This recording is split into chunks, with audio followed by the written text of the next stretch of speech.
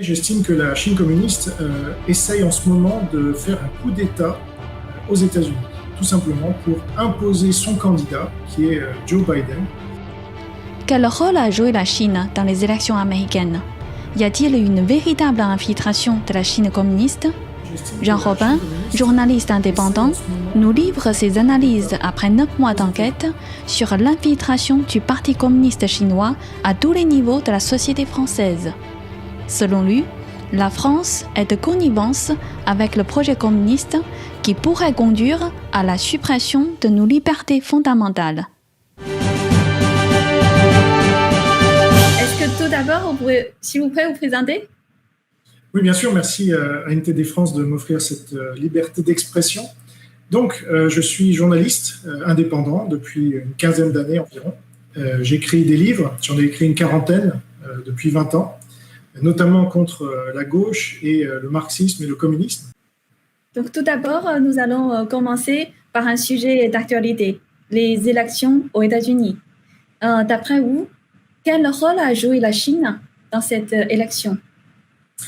Alors, selon moi, je sais que ça va être un peu provocateur, mais j'estime que la Chine communiste essaye en ce moment de faire un coup d'État aux États-Unis, tout simplement pour imposer son candidat, qui est Joe Biden.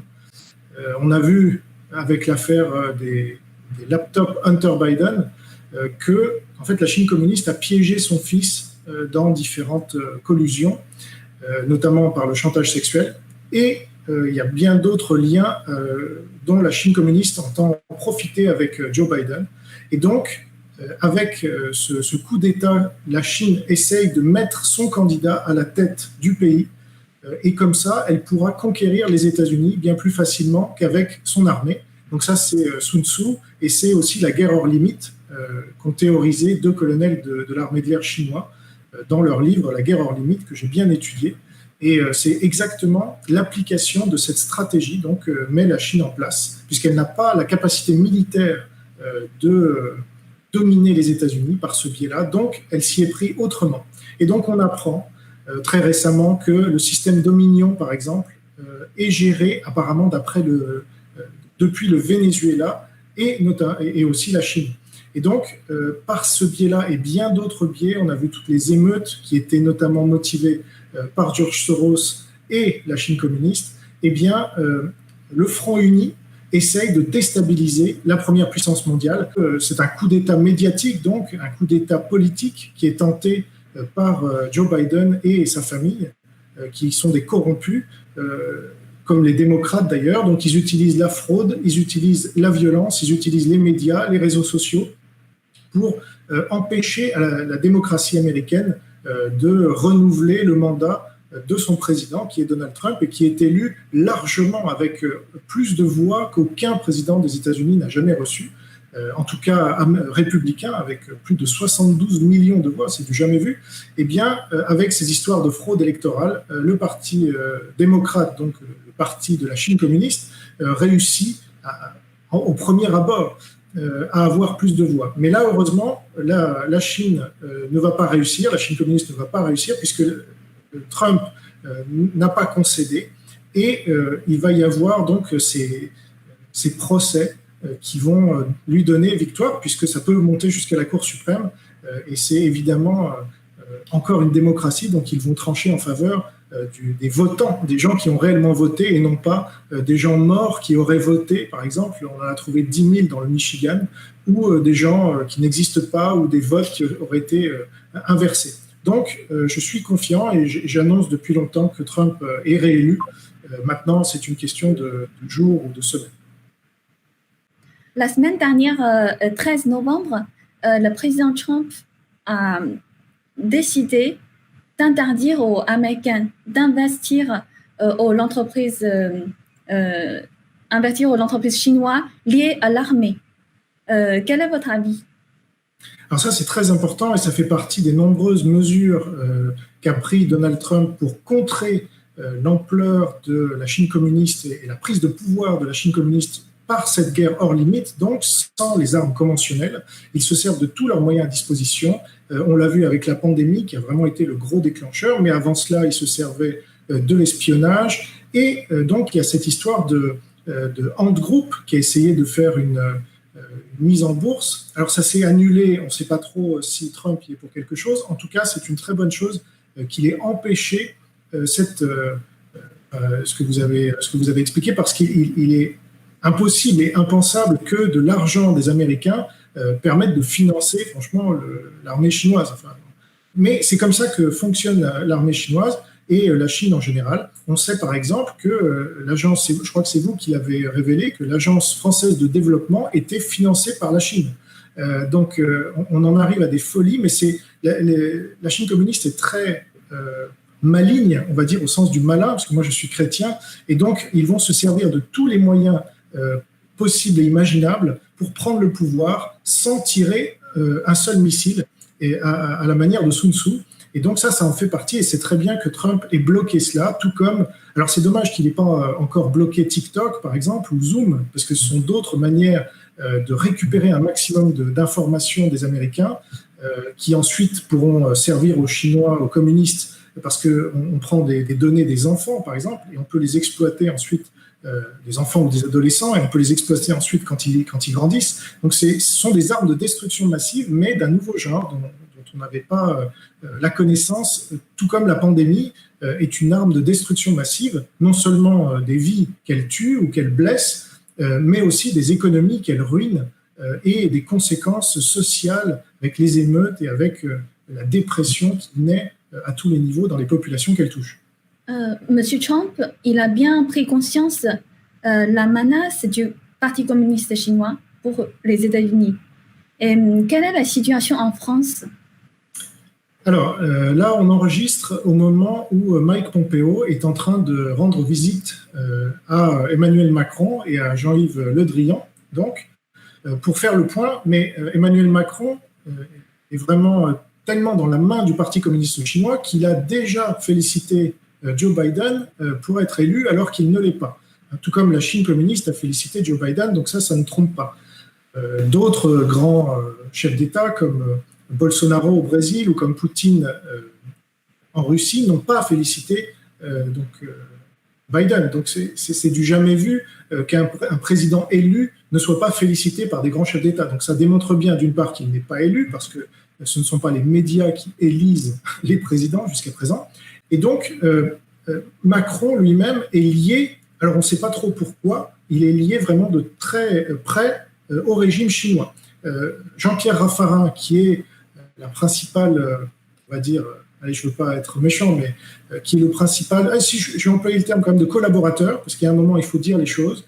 Donc Jean-Pierre Raffarin est le principal collaborateur en France avec le Parti communiste chinois depuis 20 ans, avant même que Jacques Chirac le nomme Premier ministre en 2002, et officialise ainsi la collaboration de l'État français avec la Chine communiste. Donc Jean-Pierre Raffarin a soutenu entre les deux tours Emmanuel Macron et a plongé ainsi la France dans la collaboration, mais ce n'était pas une nouveauté, parce que sous son prédécesseur Hollande, c'était Fabius qui avait le rôle de Jean-Pierre Raffarin. Il était ministre des Affaires étrangères, et là, il a reçu Wang Yi en août dernier. Donc, de la même manière, il y a une continuité entre la droite et la gauche. Raffarin, c'était donc l'UMP qui est devenu LR.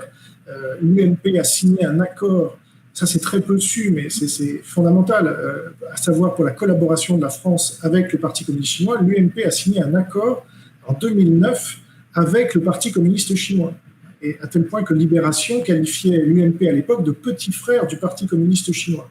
Donc l'UMP est devenu LR est vraiment le parti de la collaboration ultra, je dirais, avec le Parti communiste chinois, avec Raffarin comme maître de cérémonie.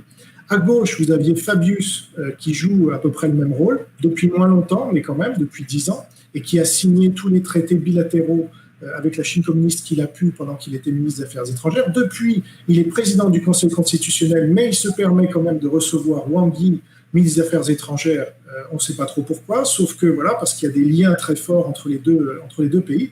Et moi, j'ai fait des dizaines et des dizaines de vidéos qui démontrent qu'à peu près tous les membres du gouvernement actuel soit font partie d'un club d'influence directement géré par le Parti communiste chinois, Il y a la France-China Foundation qui est le plus connu, mais il y a aussi le Paris-Shanghai Club qui est très influent. Vous avez le comité France-Chine qui regroupe les 3/4 du CAC 40, plus de grandes ETI, et qui roule pour la Chine. Et puis, vous avez d'autres clubs plus...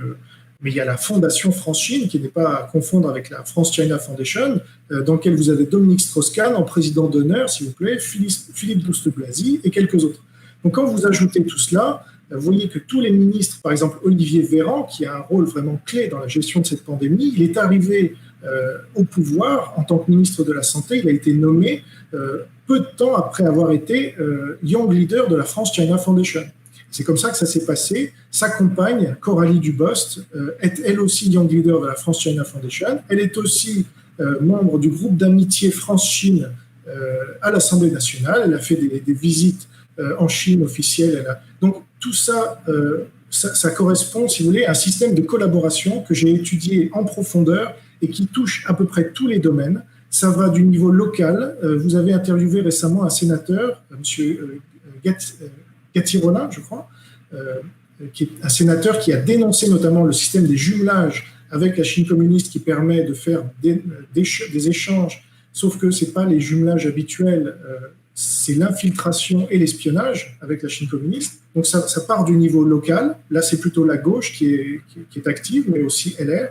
Et puis après, vous montez au niveau national avec le gouvernement, avec la collaboration au niveau technologique, évidemment, les transferts de technologie, au niveau aéronautique, au niveau ferroviaire, au niveau légal, puisque on a beaucoup de juristes, que ce soit des notaires ou que ce soit des avocats, qui ont aidé le Parti communiste chinois à rédiger le code civil chinois qui sera mis en place en janvier prochain.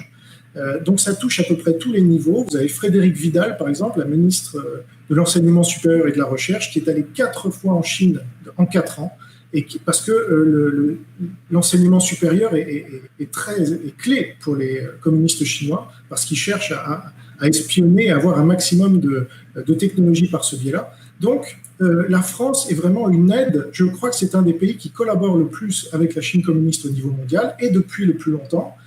Et la meilleure preuve, c'est l'histoire du laboratoire P4 de Wuhan, puisque contre l'avis d'une bonne partie des services de renseignement français et de l'administration française, Jean-Pierre Raffarin et Jacques Chirac ont donné les clés de ce qui allait devenir le laboratoire P4 de Wuhan, dont certains disent, dont le docteur Yann, dont le professeur Luc Montagnier, dont le professeur Joseph Trito, tous ces gens-là qui sont ultra compétents sur le sujet disent que la pandémie a été lancée de ce laboratoire-là. Et c'est ce que craignaient les Américains. Les Américains ont refusé de donner la technologie P4 à la Chine communiste à l'époque, mais la France étant contre les États-Unis à l'époque de la guerre de l'Irak, etc., eh bien, ils ont donné cette technologie clé en main. Et pourquoi et depuis quand vous avez mené cette enquête pour le Parti communiste chinois? Alors, moi, ça fait à peu près 20 ans que j'enquête sur le marxisme en France. Donc, c'est quelque chose que je connais bien. Mais ça ne fait que 9 mois que j'enquête sur le Parti communiste chinois parce que, avant cette pandémie, je n'avais pas identifié le Parti communiste chinois comme une menace pour mon pays. Ils étaient très discrets. J'ai découvert tous ces groupes d'influence dont je vous ai parlé et bien d'autres choses, des traités bilatéraux, etc., bien après, c'est-à-dire, et même que l'UMP ait signé cet accord infâme avec le Parti communiste chinois, je l'ai découvert bien après. Donc, une fois que la pandémie, par contre, est arrivée, là, je me suis dit, attendez, qu'est-ce que c'est que cette histoire? Il faut que je regarde ça de près. C'est quoi le Parti communiste chinois? Et j'ai commencé à m'informer sur NTD, sur War Room Pandemic en anglais, mais sur NTD en anglais aussi, en français et en anglais, sur Epoch Times. Et en suivant tous ces médias que je découvrais, parce que je ne vous connaissais pas avant, j'ai pu mieux comprendre ce qu'était réellement le Parti communiste chinois, et que là, il était passé à l'étape suivante, c'est-à-dire un peu comme Hitler, parce que je compare vraiment le Parti communiste chinois avec l'Allemagne nazie. Hein, aujourd'hui, c'est vraiment très comparable. Hitler a dû sortir de l'Allemagne pour aller conquérir d'autres pays parce que son économie s'était effondrée. La Chine communiste est au même stade. Son économie s'est effondrée en 2019 et depuis plusieurs années, quoi qu'elle en dise. Et donc, il fallait aller chercher des relais de croissance à l'extérieur. C'est ce qu'ils ont fait avec cette pandémie, très intelligemment, je dois dire, mais d'une manière horrible, puisque ça a tué des millions de gens et ça a ruiné des économies. Donc, moi, je les accuse directement d'être responsables de la pandémie et de ses conséquences. Il y a absolument toutes les preuves. Alors, je suis un peu seul à le dire aujourd'hui. Il n'y a aucun politique qui n'ose le dire, quasiment aucun journaliste, aucun intellectuel, alors qu'en Allemagne, il y a quand même Bild qui les a accusés dès le mois d'avril, et en Angleterre, vous avez Daily Mail qui les a accusés aussi en leur demandant des comptes financiers. En France, je suis le seul aujourd'hui à leur demander des comptes. Alors, on sait que la Chine communiste a fait taire les lanceurs d'alerte, comme Li Wenliang. Elle a empêché les enquêtes internationales demandées par 116 pays, à la demande de l'Australie et de 116 pays. Elle a effacé les preuves, elle a détruit le marché de Wuhan, d'où c'était venu, soi-disant, etc., etc. Donc, on n'a pas besoin de la thèse du laboratoire pour savoir que la Chine communiste est responsable. Et en France, vous avez tous ces collaborateurs, que je nomme comme ça sciemment, et que j'accuse directement de relayer sa politique qui consiste à tuer l'économie pour ensuite permettre à la Chine de venir nous conquérir. C'est aussi simple que cela, et c'est la même chose que pendant la Deuxième Guerre mondiale avec la collaboration de Pétain et du régime de Vichy. Est-ce qu'on a des exemples concrets, c'est-à-dire les dangers qu'ils présentent pour la France, quel que soit côté de liberté, ou côté économie, ou côté l'éducation, quel danger concret qu'ils présentent pour les peuples français? Alors, le problème avec les Français, c'est que c'est pas d'aujourd'hui qu'ils sont communistes, en fait.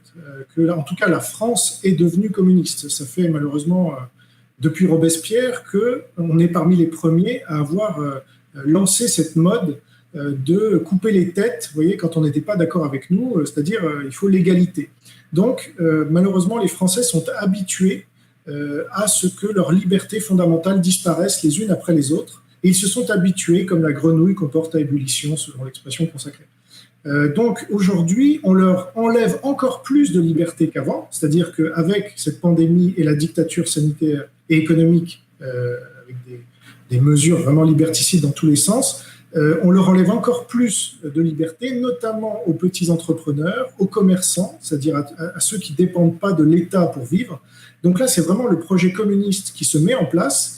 Et pourtant, vous avez très peu de Français qui identifient cela comme le projet communiste chinois, en plus, qui s'impose sur la France, parce qu'avant le projet communiste chinois, vous aviez le projet communiste russe, de l'URSS, qui était déjà en place avec la collaboration, cette fois, de la gauche. Mitterrand avait des ministres communistes dans son gouvernement, 4, plus Charles Hernu, qui n'était pas officiel, mais on a découvert après un ministre communiste. Donc ça, les Français ont voté pour Mitterrand, majoritairement.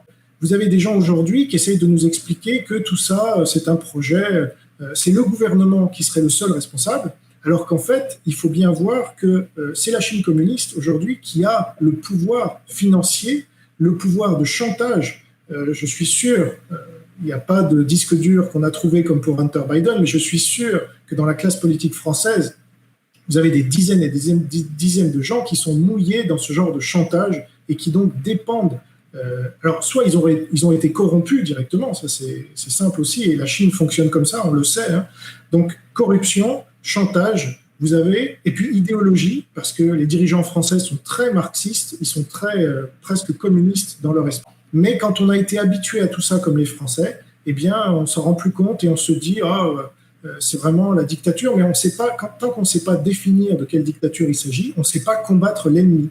Or, l'ennemi aujourd'hui, c'est le Parti communiste chinois. C'est une guerre mondiale. On voit bien qu'ils cherchent à dominer le monde depuis Xi Jinping notamment. D'après vous, tout à l'heure, vous m'avez dit que vous êtes chrétien. Oui.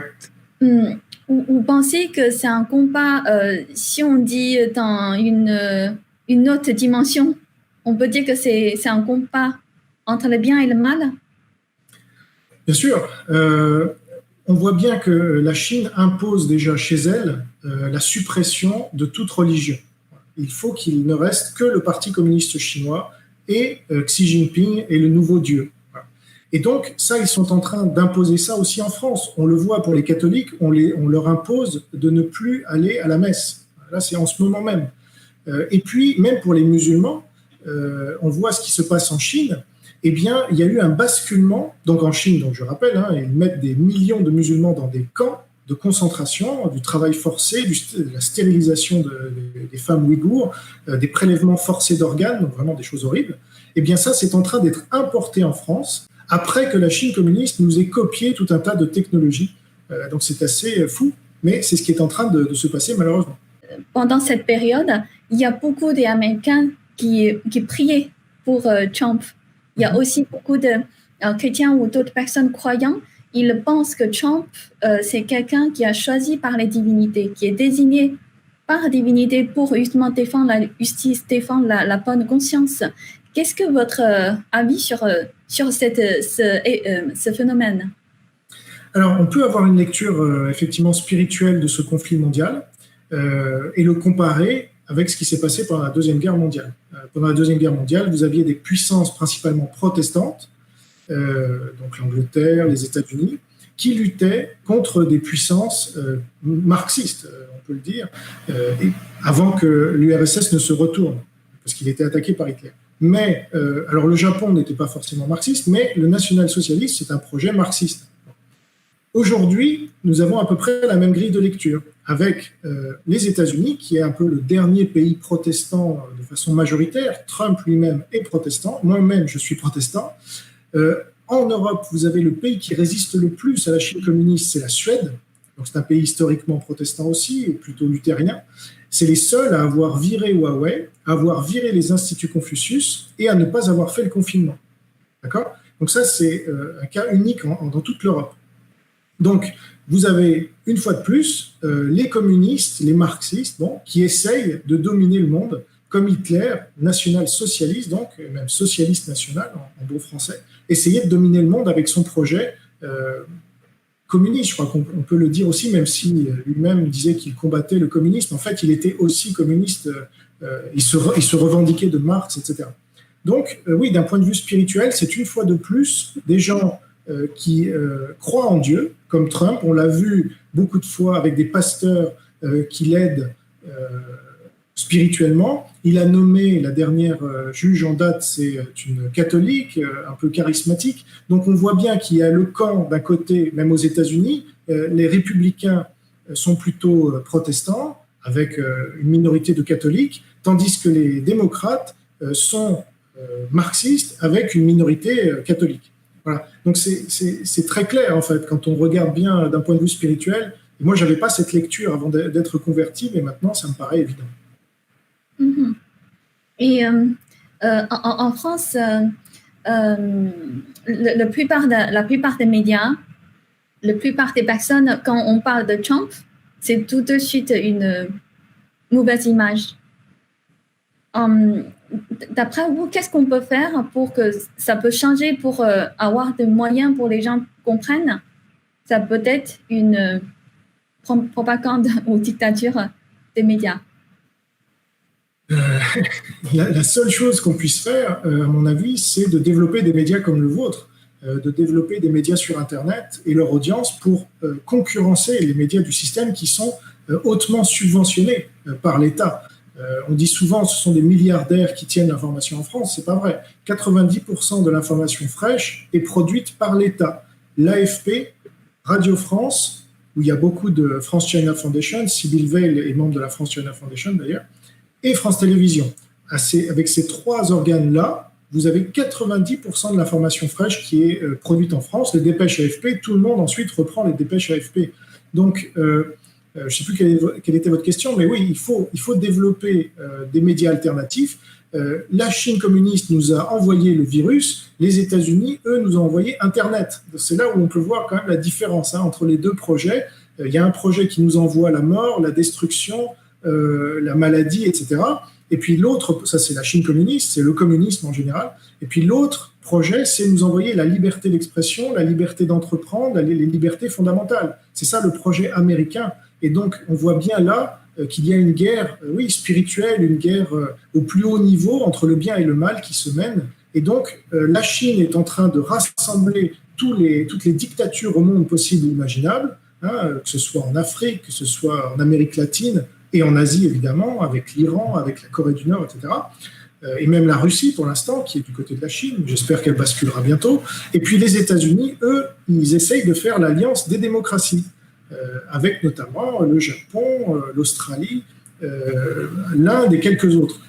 La France, là-dedans, eh bien, malheureusement, comme la plupart des pays européens, est du côté de la Chine. Et ce n'est pas encore officiel parce que la France ne fait pas partie des nouvelles routes de la soie officiellement, mais tous les dirigeants français le souhaitent ouvertement. Et il y a des déclarations dans tous les sens qui disent on veut faire partie des nouvelles routes de la soie. Et moi, je dis que officieusement, la France est du côté de la Chine communiste depuis 20 ans, c'est évident. Et Macron l'a démontré 100 fois en rencontrant Xi Jinping X fois, etc. Alors que Trump est vraiment maltraité par le pouvoir. D'ailleurs, le fait qu'il ait reconnu Biden alors qu'il n'est même pas encore élu, c'est une insulte insupportable à l'égard de la démocratie américaine. C'est même pas simplement Trump, c'est que Macron n'a pas respecté les mécanismes démocratiques des États-Unis. Vous avez qualifié le Parti communiste chinois comme le plus grand menace pour la France et aussi le monde. Donc oui, la Chine est reconnue, même Christopher Wray du FBI a reconnu que c'était la menace principale pour les États-Unis, mais ça l'est également pour la France. Le problème pour la France, c'est qu'on est déjà tombé, en fait. On ne le sait pas, mais tous nos dirigeants sont dans la main du Parti communiste chinois, et la meilleure preuve, c'est qu'aucun n'a désigné la Chine communiste comme le responsable de la pandémie et de ses conséquences. Aucun. Donc aujourd'hui, il faut désigner la Chine communiste comme le principal ennemi de l'humanité, prendre conscience qu'on est dans une guerre mondiale, et j'essaie de rassembler aussi des Français qui comprennent que la Chine communiste est le principal ennemi et que le communisme doit disparaître de la surface de la Terre, parce que ça va, on a compris leur projet, c'était la destruction totale, ok, on a compris, donc ça on n'en veut pas, voilà, et donc il faut qu'on arrête ce projet destructeur. Et maintenant, il y a une pétition internationale pour mettre fin au Parti communiste chinois.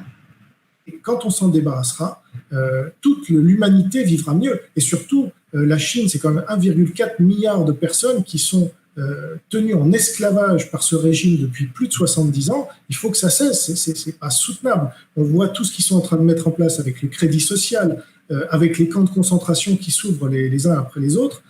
Comme Hitler, il faut les combattre le plus tôt possible, parce que plus on leur laisse de temps, plus ils prennent de puissance et plus ils ont une chance malheureusement de gagner.